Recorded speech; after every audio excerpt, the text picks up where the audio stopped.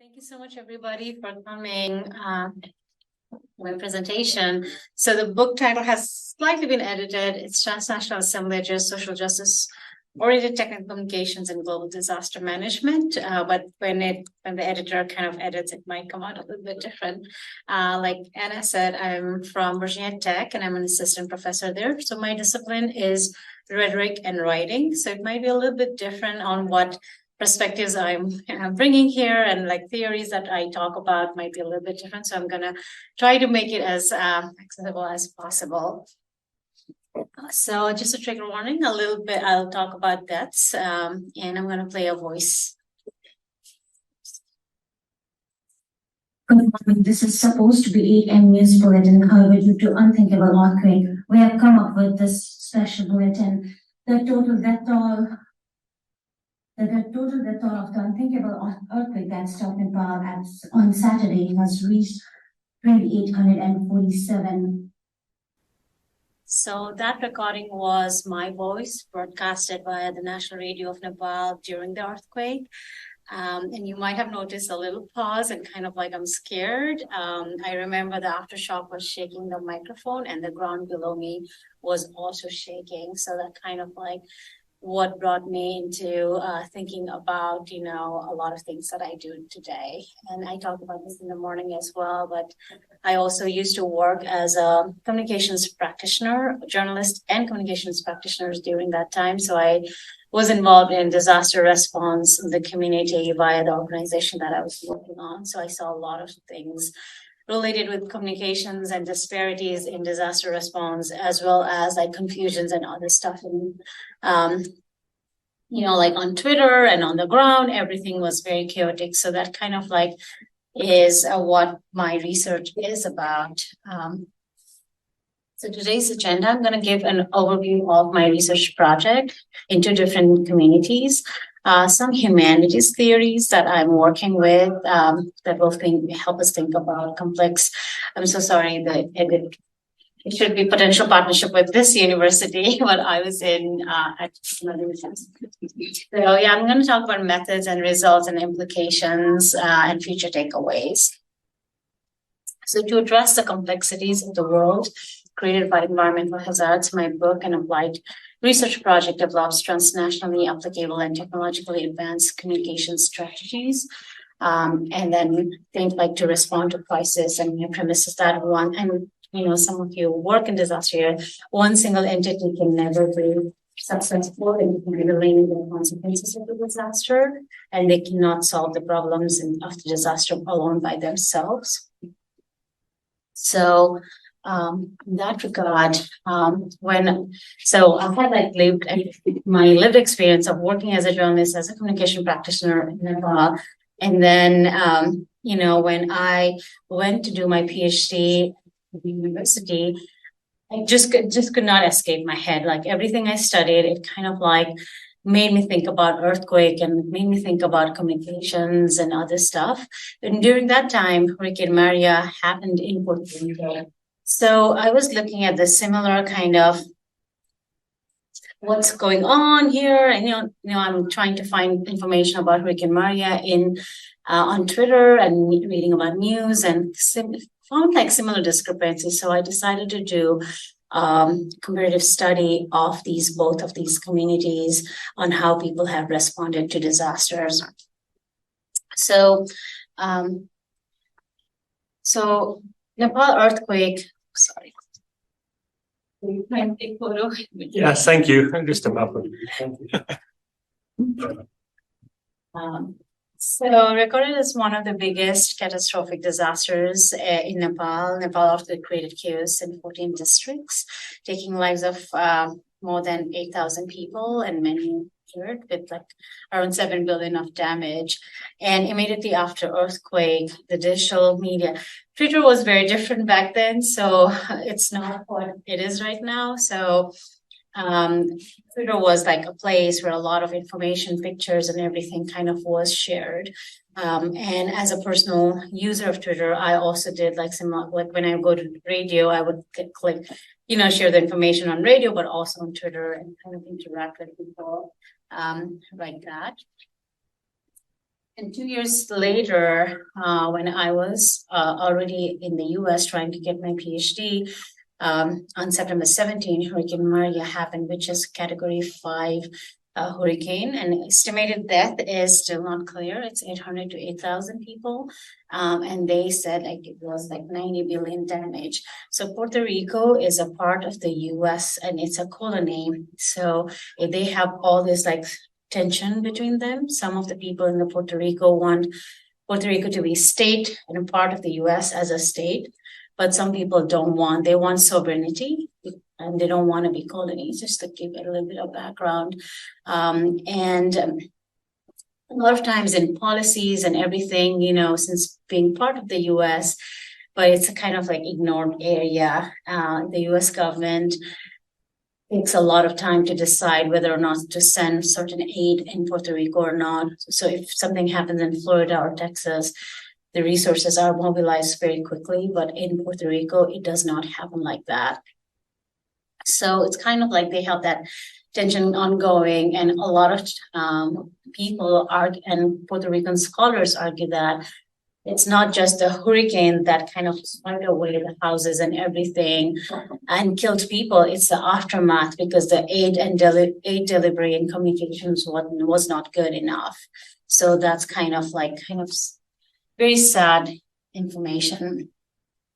So to think about like these two communities, you know, I'm trying to think about these communities and transnational networks that they have built together through assemblage theory. So assemblage theory was developed by Deleuze and Guattari from the French scholars, and Delanda, who kind of like took it to another level. So assemblage is a multiplicity or unity and self-organizing and continuously it's a process of the becoming. So, and you know, as in it's a whole of humans, technologies, objects, and ideas or buildings, networks that are on the social web, but also on the ground.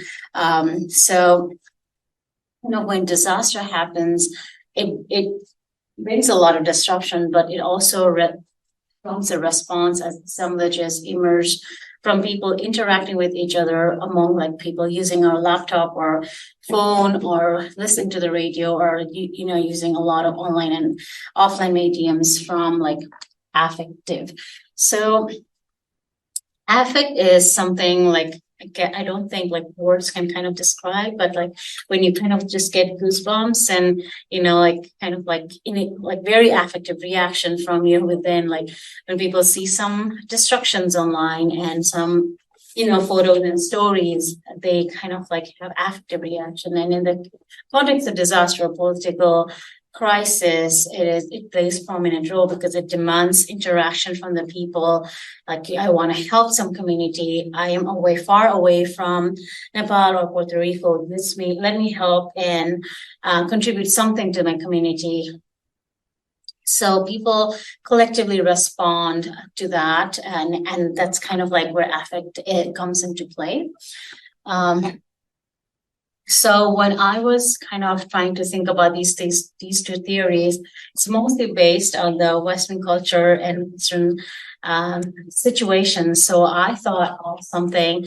I wanted to extend what does that assemblage mean, and this is a theory that I am trying to think about, which I call transnational assemblages. So I define transnational assemblages in the context of disaster as coalition networks of people, organizations, or entities who are connected either via online or offline through objects like phones and computers across national borders, and who gather like people, human and computers and networks who gather to respond to a very specific situation.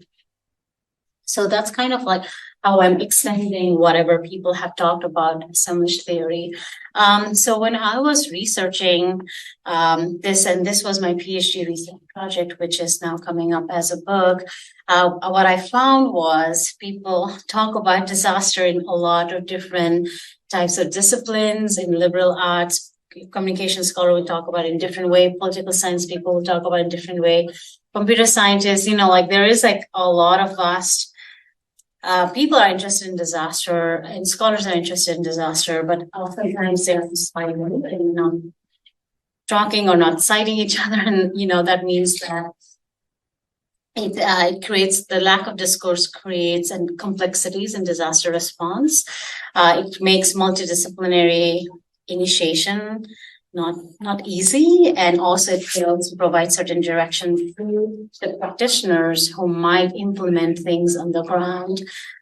So that's why I thought like professional and technical writing, which is my discipline, I wanted to bring all those together, because our discipline, yes, I'm in the English department, but also in rhetoric and writing. So we are kind of interdisciplinary in that regard. So to find out, how transnational assemblages are formed, and in my research, I was thinking about how did those networks form, of like both official and unofficial networks. So unofficial networks are on Twitter and also on the ground, but there were also official networks of the, like many countries kind of like pledging their support and trying to just like immediately react by giving money. And I was also trying to think how are people talking about a disaster? What are their rhetorical and practices and participatory actions? What do they do to act and help both Nepal and Puerto Rico performing various types of crisis communication? And also I was also thinking about what are the non-Western decolonized. So a lot of Puerto Rican scholars talk about decolonization in Puerto Rican context. So what are those practices of knowledge making? And can we think about something that can help help us to communicate better, or help us to organize disaster response better? So some questions. And I know a lot of you work in the underrepresented communities and groups. So when I was doing this, I was constantly thinking and doing self-reflective things about like, how can I conduct an unbiased research of a community that I am already part of, because I have all my own biases of Nepali community.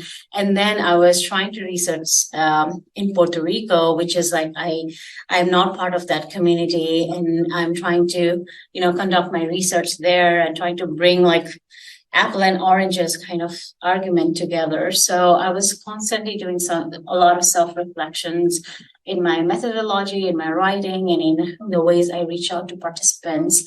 And also I was thinking about how can we kind of bridge the gap between STEM and humanities by thinking of varied cultural ways. So towards that regard, I conducted mixed method study. So I did a qualitative data collection of interviews from around 30 people from Nepal and Puerto Rico. In total, 15 from Nepal and Puerto Rico. And then I did a quantitative data collection, which is a social network analysis of Twitter data. And I could purchase Twitter data during that time, and it's like a lot of millions, but I did like 1 week of Twitter data.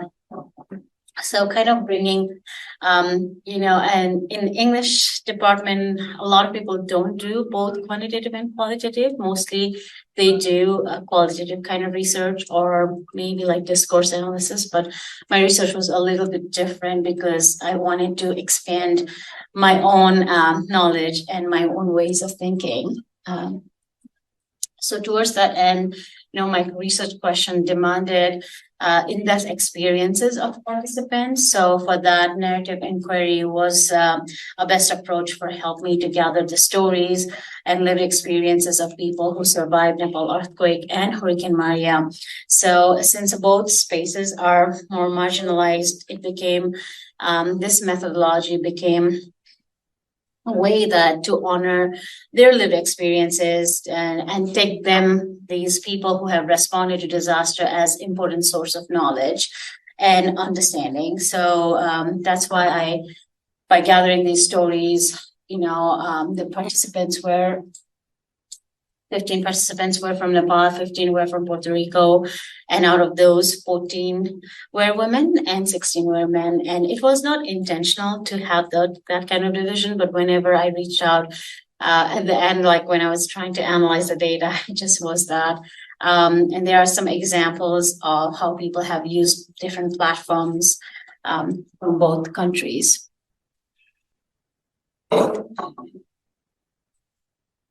And this is some data. So I used in vivo for qualitative data analysis. So this is an example of that, and sample coding scheme.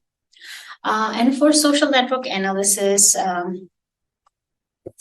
what I did was a collection of, social network is a collection of social actors and relationship within them.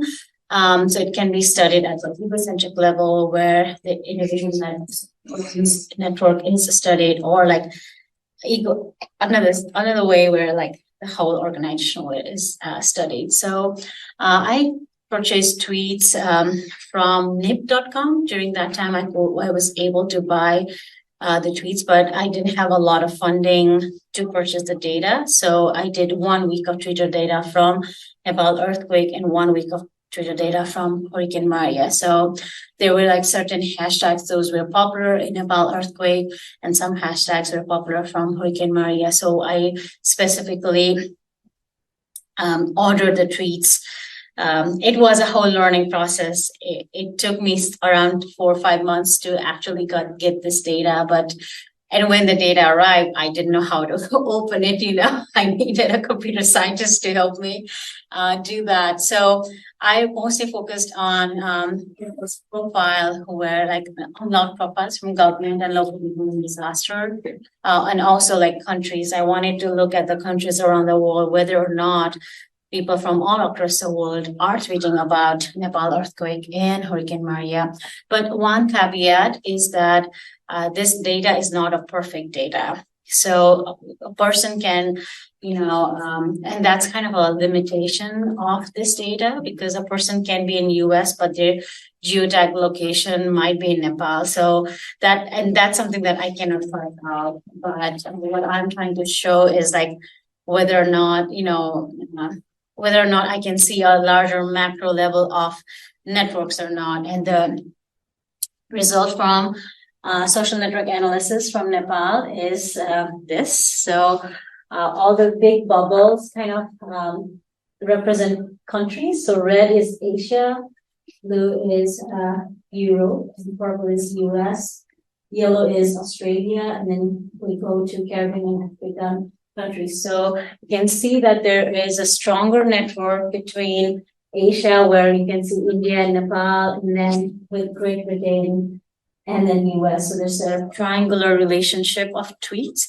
So you can see a little bit of those similar darker lines with Great Britain, Australia, and Nepal as well. So like diaspora that you were talking about. So most of the people, the high density of diasporic network, the more connection. But you can see tweets about the Nepal earthquake and that hashtag are one of the key words of those hashtags were tweeted from even from Africa and like Caribbean countries and North America, South America as well. So from all across the world. And like Nepal earthquake was able to gather that much attention. So in comparison, this is the social network analysis of Puerto Rican data. So you can see there's not much triangular space that's being built here. There's a greater connection with Great Britain and the US, but in other countries, not much of like as much as what happened in Nepal. Maybe like a little bit of triangular connections, but the most connection was between Europe and the US. But still, like there were people talking about Hurricane Maria because it was a big catastrophic disaster. So that brings to the results of the big project. So I'm trying to think with the results. Transnational assemblages are formed when local disasters are not local anymore. Local disasters have global consequences and global attention. I guess that's not a very, very rare finding, but with social media and everything, transnational assemblages can be created. There are various knowledge-making practices in all countries. There are technology-mediated public actions, and then one thing is role of women in disaster management is kind of ignored, which is, I don't think, I don't think it's a big discovery because we're talking about how gender representation is not well enough. So formation of transnational assemblages was successful via various network building performances. So digital technologies helped mediate cross-cultural crisis communication, leading a lot of global philanthropic actions, engagement and partnerships. So these communities, both virtual and real, kind of work together to create multidisciplinary knowledge during disaster by developing their own communication practices. And they did that to disseminate information about what's happening, how many people are dying, who has the aid, who needs the aid, and also like trying to reach out to a lot of different like remote parts of Nepal or remote parts of Puerto Rico, and also to draw attention of stakeholders. So both in Nepal, Nepali government and Puerto Rican government, both were of course overwhelmed, but there is always this distrust with the government and governmental systems. So that kind of like people were really pushing the government, kind of like drawing attention of stakeholders, and be it just not just the government, but also organizations like United Nations or other like even like journalism, when news stories are reported in a slightly different manner. And there was this example from Nepal, hashtag Go Home Indian Media was very popular during the earthquake because of the reporting practices demonstrated by certain Indian journalists, and that became picked up. The Indian community also picked up on that hashtag, and it just became very popular during that time. The other thing is to raise funds to perform relief and rescue operations. So, the narratives kind of gave me rich stories of how people actually responded, what did they do? But the larger data set kind of gave me an overview of how that network functioned in the larger scheme. So, and also like social network analysts kind of gave an arc on how information gets transmitted by data and how it influences the decision-making practices. And also like donations and volunteering and support, because like people would say like, hey, come here to donate, or hey, come here to kind of, these people need X amount of tarps or X amount of water. So they would do those kind of support. The other thing is knowledge making. So the official and unofficial assemblages. So by official, I mean news organizations or media or private or the official standard organization, and unofficial assemblages.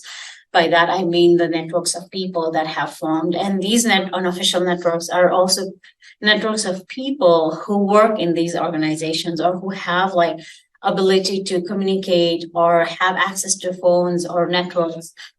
So my argument is that they both interact and intersect and cooperate with each other, and use those digital media as a space and technology to act collaboratively to form of knowledge of what's happening on the ground and how to react in a very high stakes situation. So this collaboration, what I argue, is a unique way in which Nepali and Puerto Ricans establish their knowledge-making practices. With narratives, I found that people get information from people themselves and share it to support the organizations and each other. So they are people who are on that network and assembly are actively trying to seek information. Even if the government is not giving much information, they try to find out with their own sources. So they are very actively trying to seek information. And some of those information might not be true, but during that time, I don't think misinformation was like as rampant as COVID-19, what happened during COVID-19. So there was also some sort of trust, which doesn't mean that there was no lack of trust. There was still like misinformation going on there, but not as much as COVID-19, I think. So with the social network analysis, it revealed that communication during a crisis is an interactive and dynamic process. And it's very dynamic because the information is just like building up, and information is not this event happened and it's done. It's still like in the process of becoming, and that's where the theory kind of comes into play. It provided a picture that during the event, the boundary between official and unofficial narratives is blurred. Therefore, handling such communication might require transdisciplinary interaction. So the rapid delivery or rapid need of information can, like when we need such information, I feel like when we kind of work around all these various public spheres, I think that might make it more effective during the time of crisis. So this is an example of our use of Google Doc. And this Google Doc was,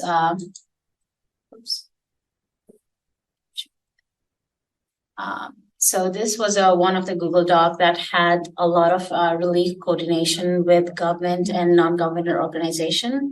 And it was a living document. So people in the US, people in Australia, people in Nepal, they were all updating this information 24/7. Sorry about the visual, it's kind of blurred. Some examples of technology mediated action.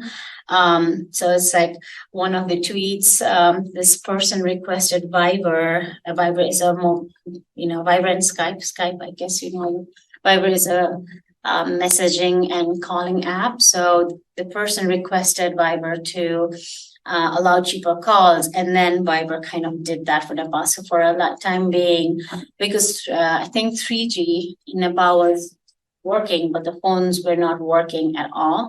So there were a lot of people in the diaspora that were needing that call. And the example is from Puerto Rico. So this person who tweeted, and I'm hiding their identity because I was able to interview them later.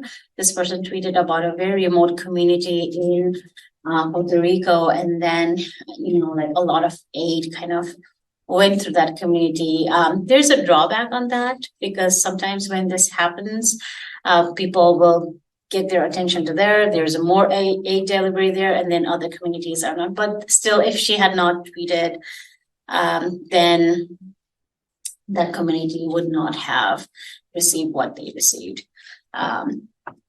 So that brings me to the role of women.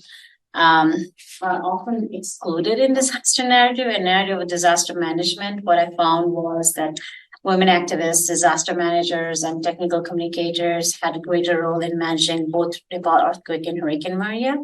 And many women have showcased rhetorical agency in managing disaster, but their work is really highlighted.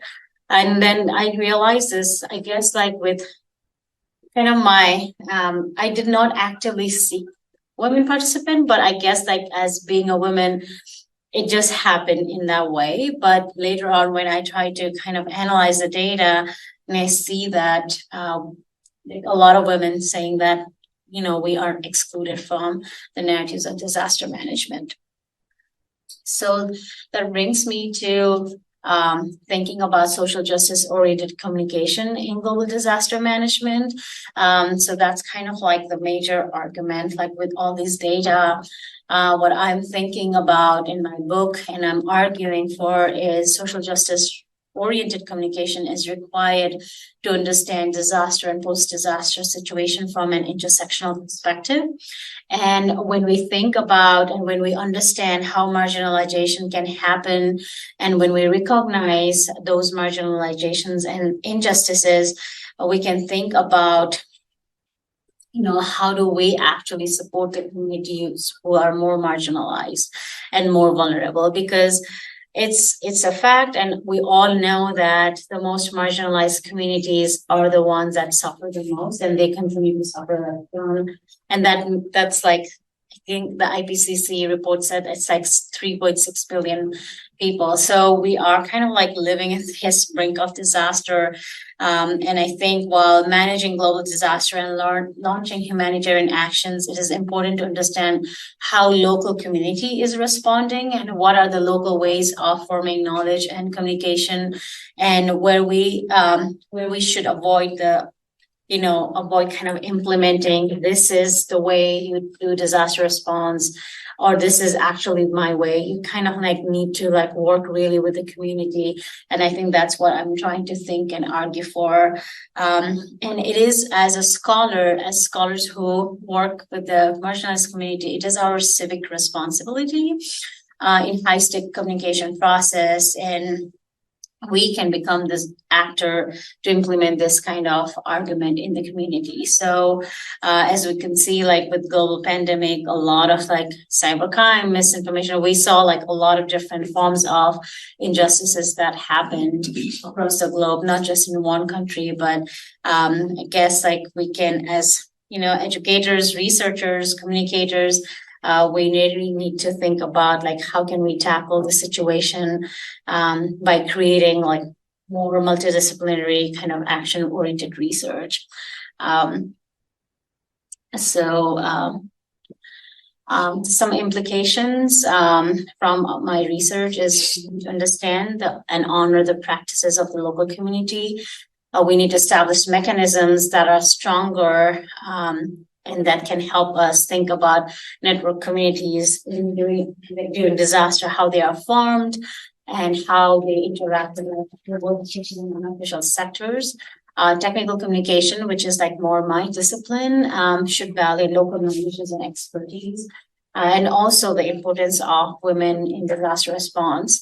And as academicians, we need to develop strong, trying to think about how can we develop strong communication tools and partnerships with engineers, developers, community members, and communication practitioners. That brings me to what I am currently thinking. I know I have been doing this research for a long time and I have like now a book, but I continue to ask this question of how can we improve the human condition? How can we improve human lives during crisis by improving disaster response and communication? What can we do better? Hence, like my research kind of helps to think about what do global networks mean? And what does that mean when a community needs to survive as they are facing the disasters?